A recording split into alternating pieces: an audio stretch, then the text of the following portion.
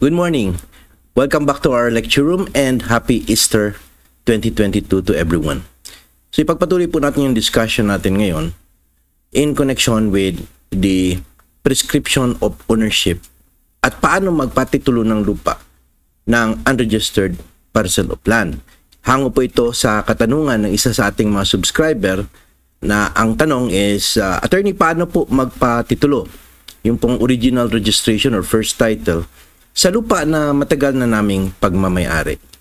Thank you for that question. And of course, we will start with discussing paano ka naging may-ari ng property na yan. Daanan po natin ng bahagya pero a little bit detalyado.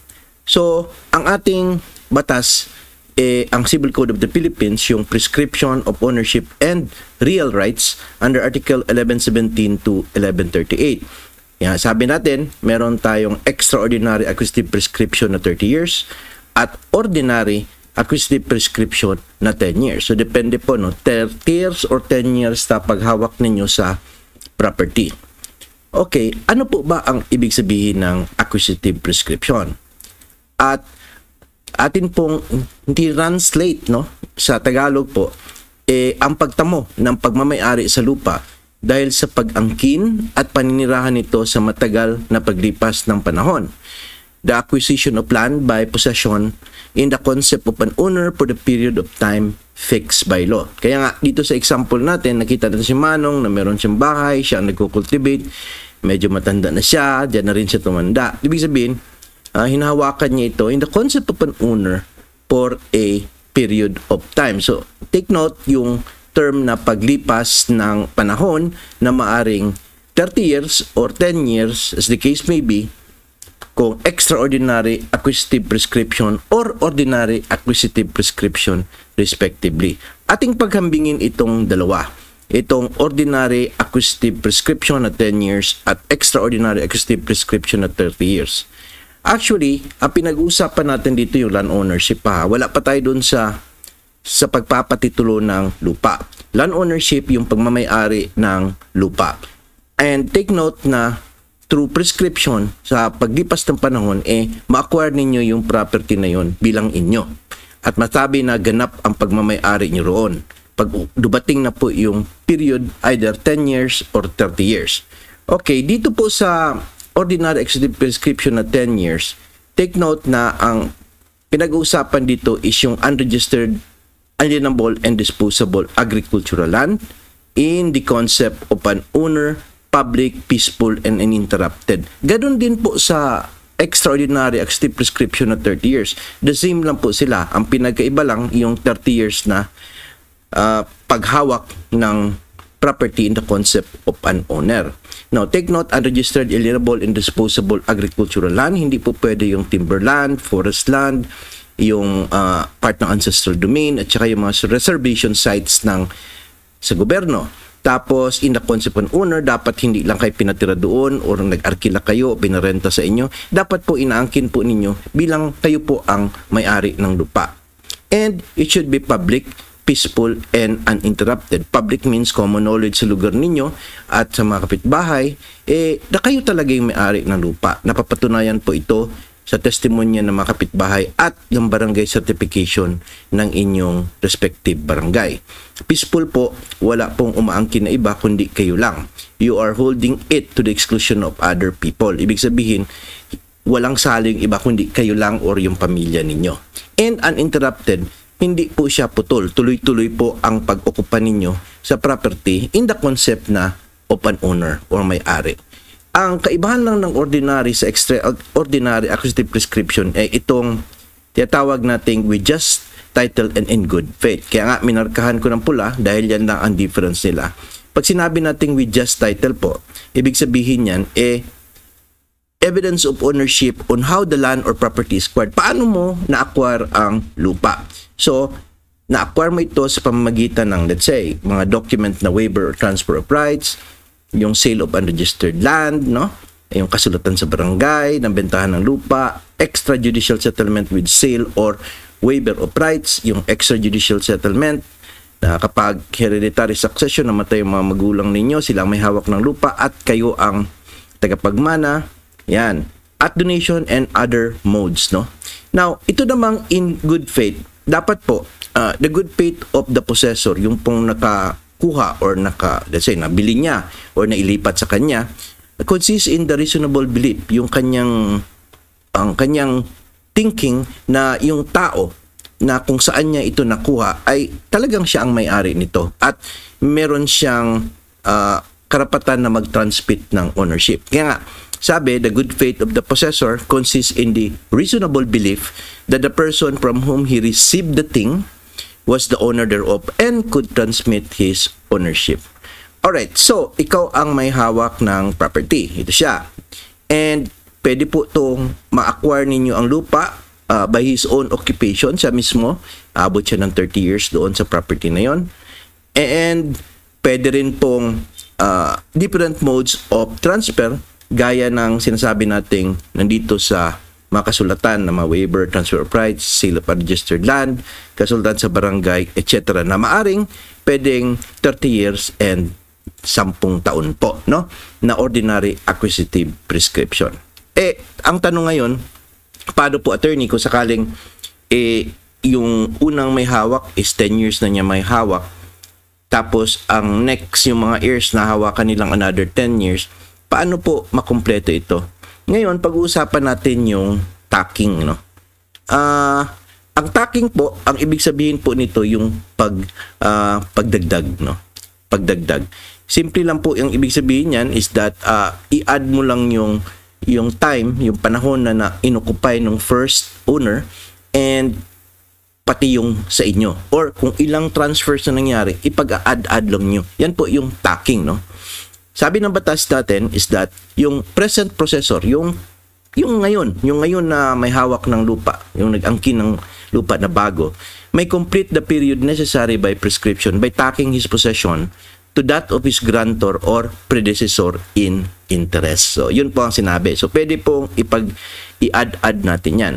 Alright, for example, ito si Manong and siya ang may-ari ng lupa. Let's say, nag-angkin ng lupa for about 20 years na niyang inokupahan, cultivate, peaceful, uninterrupted, possession, and public knowledge na siya ang may-ari. Ngayon, bigla po siyang namatay. So, for example, ang spouses namatay, and under the law, ang tagapagmana po niya ang, ibig sabihin, sila po ang magiging may-ari ng lupa by operation of law. Yan po yung tinatawag natin sa hereditary succession. So, suppose meron siyang dalawang anak po, no? Itong babae at lalaki na nandito. At let's say, pagkamatay ng parents sila is sila ang nag-continue mag-cultivate, mag-angkin, mag-ani, mag-occupy and cultivate sa property at nagampanan nila ito ng additional 10 years. So, kung i-add natin si 20 years plus 10 years equals 30 years na po sila. Alright, now, kung 30 years na po yan, ang ibig sabihin lamang is that itong mga heirs na ito, meron na po silang right na sabihin na, well, na-acquire na namin ito through extraordinary prescription of 30 years. Ibig sabihin, under the law, sa civil code, kami na po ang may-ari. Imperfect pa lang yung title nila dahil wala pa silang titulo. But technically speaking, sila na po yung may-ari ng property under the rule on acquisitive prescription na 30 years. Okay, now suppose ikaw ito at let's say gusto mong bilihin ang lupa sa kanila. Okay. Now, pag bili mo ng lupa sa kanila is that kailangan mo pa bang mag-antay ulit ng another 30 years? No, hindi na. Dahil yung original parents nila meron ng 20 years, tapos itong mga heirs may 10 years, na-complete nila yung 30 years kasi. So therefore, pag bili po ninyo nito is automatic po parang na nagampanan or na nagawa na po natin yung 30 years period. So automatic considered as owner na rin po kayo under the civil code on extraordinary prescription. Ganon din po sa 10 years na ordinary, no? Okay. 10 years. Paano nangyayari yan? Usually kasi, let's say for example, itong heirs, no? Isa sa kanila is that binenta yung property sa'yo. At binili mo naman, meron kang kasulatan, ibig sabihin just title, and in good faith, akala mo at sa isip mo, itong nagbenta sa'yo, siya talaga yung may-ari noon at pwede talaga siya mag-transmit ng ownership kasi siya nakita mo doon yung actual occupation. Pagkatapos, wala namang nagreklamo sa transaction ninyo. So, with that, after due diligence, na-realize mo, so, binili mo ang lupa. So, with that, meron po kayong 10 taon pa para mag-antay under ordinary acquisitive prescription. Bakit ganun, attorney? Kasi, technically speaking, magbenta itong isa, hindi man yan siya, bawal man yun siya. Kasi, dapat lahat po ng heirs ay pipirma sa kasulatan ng bentahan papunta sa inyo. Alright? Kasi, sila man ang dalawang may-ari. So, kung merong omitted heir na hindi nakapirma, maaari pong questionin ng omitted heir, yung hindi nakapirma, ang transaksyon. So, suppose, within 10 years, pwede niya questionin yun, pwede kayong magkaroon ng issue with respect sa ownership. But suppose itong isa sa heir, yung hindi pumirma, yung omitted heir, is that nakita naman may bago ng may-ari, may bago na nagko-cultivate, kayo na yung nag-occupation and cultivation sa area, hindi naman siya nagreklamo. Umabot na panahon na 10 taon, wala siyang reklamo, ibig sabihin po, inabot na niyo yung 10 years na ordinary acquisitive prescription, hindi na po siya pwede mag-question. Prescribe na yung action niya to question your ownership. Kasi dapat, binibigyan ka nga ng 10 taon para mag-question pero tumahimik ka. So, by reason of prescription is that prescribe na yung action niya para i-question ang pagbili mo sa property doon lang sa isa niyang kapatid. So, technically speaking, magiging ganap na po kayong maaari in accordance with the rule on prescription sa under the Civil Code Republic Act number 386. Yun po ibig sabihin. So, ang tanong ngayon, attorney, is that, ito, paano po namin ito mapatituluhan sa aming pangalan? Yan.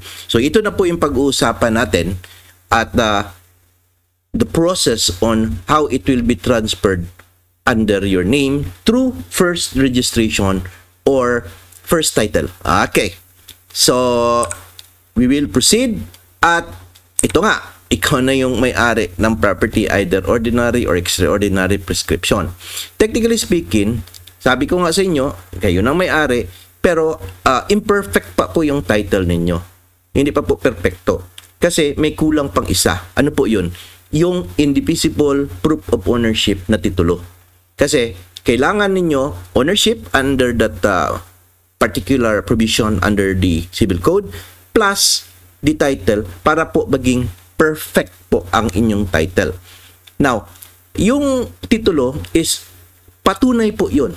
Parang certificate na nagpapatunay na ikaw talagang may-ari ng title. Indivisible po yan siya. Ibig sabihin, hindi basta-basta matitibag o maka-question dahil nga ito ay titulo. Indivisible title under the torrent system of the Philippines. So, paano po magkaroon ng title? At let's say, kayo na nga may-ari, tapos magkakaroon ng titulo, paano i-perfect?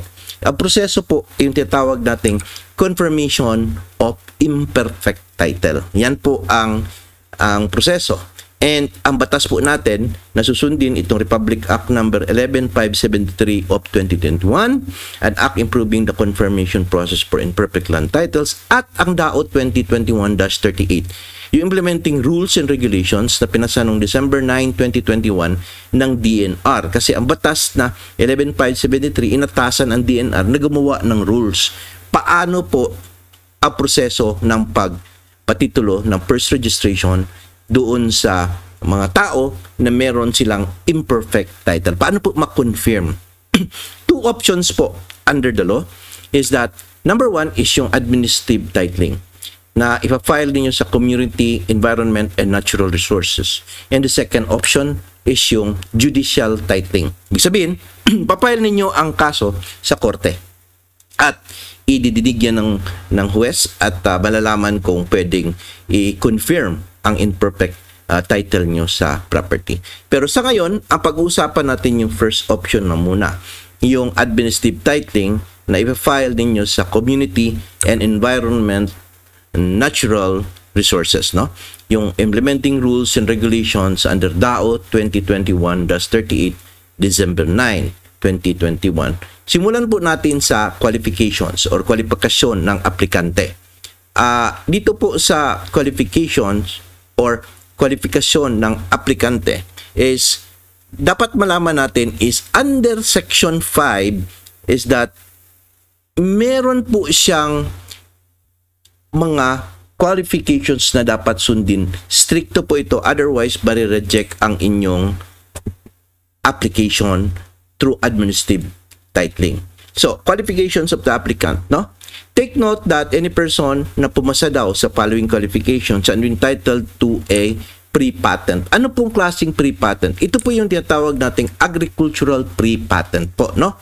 At ang number one requirement is dapat natural-born citizen of the Philippines. Take note po, natural-born citizen of the Philippines. Hindi po sinasabing citizen of the Philippines or corporation having ownership 60% Filipino or 40%, at least 60% Filipino and 40% foreign ownership. Na which under the law, they are also entitled sana mag-acquire ng lupa. Pero dito po sa patent, kailangan natural-born Filipino citizen who is not the owner of more than 12 hectares. Hanggang 12 hectares lang po ang pwede angkinin sa first-time registration. Okay. And those who have at least 20 years prior to the filing of an application, bago ka nag-apply ng application mo for agricultural pre-patent, at least for 20 years po, continuously na-occupy and na-cultivate po ninyo yung property. Personally, kaya sabi ko, by your own occupation, ikaw mismo, or through a predecessor in interest, dun sa magulang mo, yung example natin, dun sa heirs, tapos nabilin mo. So yun po, 20 years na lang. Hindi po 30 years yung aantayin natin, katulad nung dating batas, no? Nung amendahan ang CA 149 at saka Property Registration Decree. So 20 years na lang pong antayin, pwede na po kayo mag-apply for agricultural pre-patent. At saka wala na po itong sunset provision. Ibig sabihin, wala na pong deadline. Dati-dati kasi ang deadline nung 2020. Ngayon, wala na po. Pwede na kayo mag-apply. And must have paid the real estate tax thereon. Ibig sabihin, updated po ang real estate tax natin. Ang patunay po na updated to, kumuha po kayo ng real estate tax clearance. Alright. Now, ano yung mga requirements under DAO 2021-38, no? Ang mga requirements po is, number one, dalawa po ang may obligasyon na kumuha ng requirement. Maganda itong batas na ito, no? Dati kasi lahat, ang aplikante, lahat ang magpo-provide. Ngayon, ang aplikante, at saka ang senro po, may mga obligasyon sila. Okay, ano po yung obligasyon ng aplikante? Of course, yung duly accomplished application form. Nasa website po nila,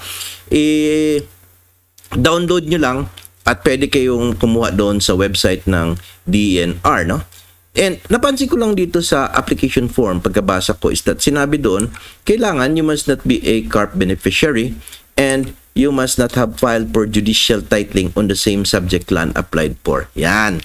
So, ibig sabihin po, kung nag-apply na kayo ng judicial titling, hindi ka na pwede dito. Kasi options lang yun hindi ka na pwede both, no? Okay. At dapat hindi po kayo CARP beneficiary. Alright. So, pwede rin pong i-file ninyo ito through a representative, no? So, gawa lang po kayo ng SPA at isubmit ninyo. Minsan kasi yung mga aplikante matatanda na hindi na nila kaya, so they do it with a representative. Alright. At ang application fee po na 150 pesos. Mura lang po, 150 pesos, pati documentary stamp na 30 pesos para ididikit po ninyo yan doon sa application form. And of course, tax declaration. So, ibig sabihin po pala, kailangan po na-declare ang property for real property tax. So, it is an essential requirement na magkaroon ng tax declaration. Hindi naman kailangan under the name of the present possessor. Pwede po sa pangalan ng previous possessor na naglipat sa ininyo. So, next time, pag-usapan natin paano po kumuha ng tax declaration. Okay? Sa isang unregistered parcel of land. So, sabi nga, what if in the name of the applicant's predecessor in interest? Doon pa sa pangalan nung napagbilhan niya or napaglipatan sa kanya is doon pa sa pangalan. Okay, ang sabi naman ng batas, wala mang problema because you just submit the deed of sale or kung meron kayong extrajudicial settlement of estate kung minana po nyo yun sa mga magulang ninyo or sa ninuno ninyo. Tapos may waiver of rights, deed of donation, and other evidence of ownership, yung monuments of ownership, yung kasalutan ng barangay, donation, etc. etc. So yan. At ang pinakalas, ito pong Certificate of Land Status from LRA. Kasi ang gusto malaman dito ng batas kasi kung meron ng Cadastral Subdivision Plan, yung CSD, no? Hindi na kailangan itong Certification of Plan Status, no? Kasi basta wala ka nag-file ng petition for judicial titling. Pag-usapan po natin yung cadastral proceedings po, no? Yan po yung initiative po ng government na mag-subdivide ng property at mapatituluhan ang lupa. And usually, pinapile ang kaso niyan sa court at pinapa-answer po yung affected persons that they become also applicants. So, ibang proseso po yun. So, kung meron ng procedure na gano'n, hindi ka pwede dito. Doon ka na. Yun ang ibig sabihin. And you have to submit the certificate of land status from LRA that within 90 days. Kasi pag hindi nyo masubmit ito within 90 days, pwede pong ma-reject ang inyong application for agricultural pre-patent. Ngayon, sa Senro DNR, ang obligasyon nila is mag-provide sila ng approved survey plan at cadastral map. Remember noon kasi yung puti na, yung tinatawag nating SEPA, yun yung subdivision plan, approved na yun, tayo pa ang magsasabit noon sa DNR. Mag-hire pa tayo ng geodetic engineer for that kasi pa-approve. Sa kanila, hindi na po. Ngayon po, sa batas na ito, hindi na po. Because obligasyon na po ng Senro-Penro na sila po ang magbigay nito at mag-provide nito para mas madali po siya, no? At saka nandyan na yan, no? Hindi na masyado magastos on the part ng aplikante. Pati technical description ng lupa at saka yung certification na alienable indisposable ito. Dati kasi tayo pa magre-request ng certification at minsan matagal pa bago dumating. Ngayon, hindi na. Sila na po ang magpro-provide niyan. Alright? Ngayon, ang tanong po natin saan po tayo mag-file nito, attorney? So, sabi sa Section 6 po is that i-apply natin ito sa Community Environment and Natural Resources Senro or the implementing PENRO, Provincial Environment and Natural Resources Office. Kasi pwede kasing isang lugar is wala kasing Senro. So, ang tawag sa kanila, implementing PENRO. Tapos, ang application po ninyo, pwede ninyong i-email lang, pwedeng through LBC or courier or sa post office, or pwede rin po online kung posible siya at nasa online website application sila. Pwede rin ang filing application dun sa barangay where titling operation is ongoing. Minsan kasi sa tulong ng barangay at ng Senro DNR, nagkakandak sila ng titling operation. Ayan, administrative titling operation. At ang barangay kasi ang tinatap ng Senro DNR dahil sila yung nakaka-identify kung sino talaga yung actual occupant and claiming the property in the concept of an owner. So, yan. Ngayon, ang next tanong natin is ang area limitation and signing authority. Okay, yan. Gaano kalaki ang pwede nating angkinin at saka sino ang mag-a-approve ng ating agricultural pre-patent? Okay, kung below 5 hectares po yung PENRO, no? Provincial Environment and Natural Resources Office. Pag 5 hectares to 10 hectares po, yung Regional Executive Director, RED. At kung more than 10 hectares up to 12 hectares lang, is Secretary of the DNR. Ang maganda sa batas na ito is that meron pong time frame, no? Kumbaga, sinasabihan ang DNR na ito ang time frame ninyo para ma-issuehan po ng agricultural pre-patent ng aplikante. Alright. If the approving authority is the PENRO, ang sabi is yung 120 calendar days kung processing of patent, ang review approval, disapproval, or rejection, 5 calendar days. Pag-transmit sa ROD is 5 calendar days. Now, if the approving authority is the RED, or Regional Executive Director, yung 5 hectares to 10 hectares, processing of patent, 110 calendar days, review, approval, disapproval of patent, 25 calendar days, transmittal to the Registry of Deeds, 10 calendar days. And if the approving authority is the Secretary of the DNR, ibig sabihin more than 10 hectares up to 12 hectares, yung processing of patent, 90 calendar days, review, approval, disapproval of patent, 35 calendar days, and yung transmittal to the Registry of Deeds, 15 calendar days. And it will start upon all requirements submitted to the DNR at meron ng acknowledgement receipt. So, siyempre, pag submit mo yan, i-review nila yan. Pag okay, acknowledge receipt. Acknowledgement receipt po, pwede po to text. Pwede po yun on paper din, tatakan nila, acknowledge to have received all the application forms and all the requirements. Alright? So, meron tayong graph dito na ipapakita ko sa inyo. Ito po yung graph nila, no? So, if you will notice, meron po tayong preliminary assessment of application by the DNR, no? So, titingnan nila yan. Tapos, i-accept nila yung application. Pag pwede nila i-notify ang aplikante kung hindi kompleto, no? For example, hindi kompleto ang papeles, then hindi nila itatanggapin. Hindi in order ang application mo. Alright? And then, kung if the subject lot is not alienable and disposable, ito, hindi rin nila tatanggapin. If there is an existing pending application over the same lot, hindi rin nila tatanggapin. If the applicant is not qualified, hindi nila tatanggapin. So, ibig sabihin, rejected po ang application ninyo. Yan.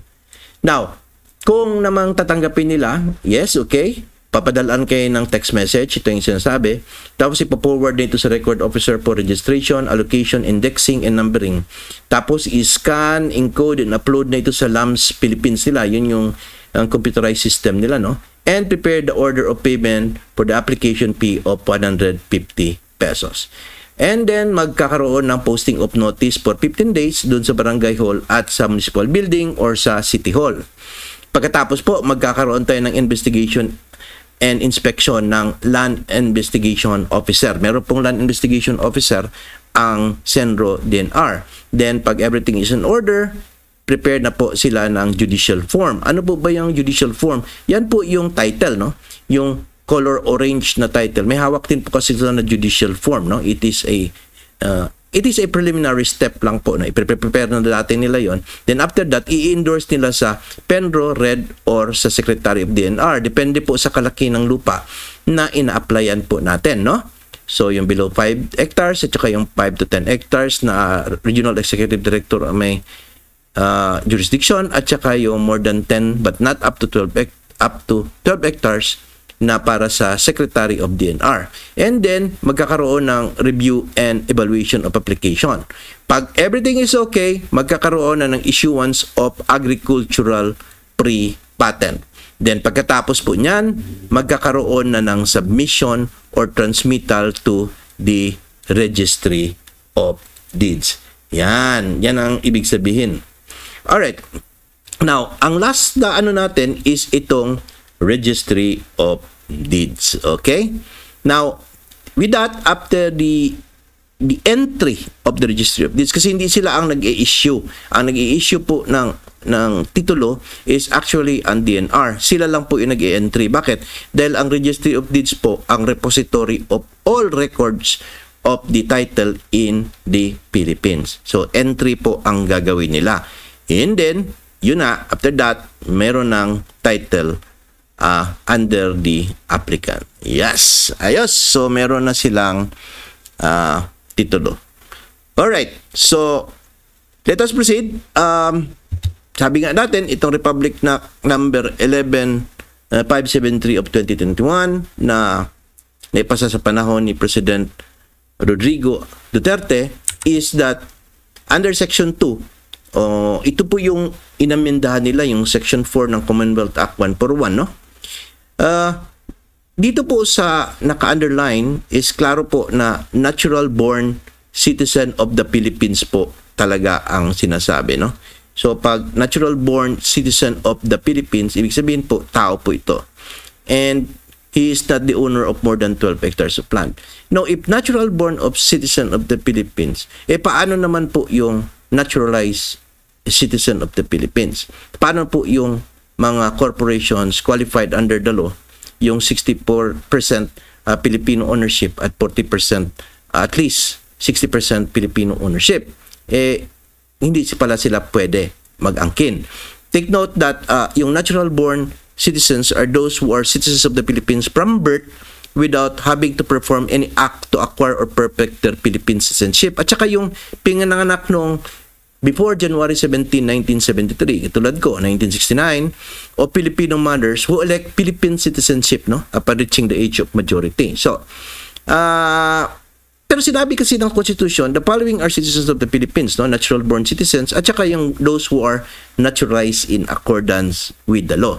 So ang tanong po, paano po yung mga citizen of the Philippines like naturalized at saka yung mga corporation na 60%, at least 60% Filipino ownership? Kung sinasabi po ng batas dito sa Republic Act number 11573 section 2 na only natural born citizen of the Philippines, tao po, no? So, yan po pag-uusapan natin sa next episode natin under the rule on judicial titling. Kaya hindi po tama sabihin na ang judicial titling at saka administrative titling the same. Meron po silang difference, big difference po, no? Although yung aplikante na natural born citizen may apply for judicial titling, pero pwede ring meron dito pong ganap na forma para po doon sa mga hindi qualified under the administrative titling. At pag-uusapan din po natin ang next episode, or may time pa tayo, itong Republic Act number 123 residential pre-patent, no?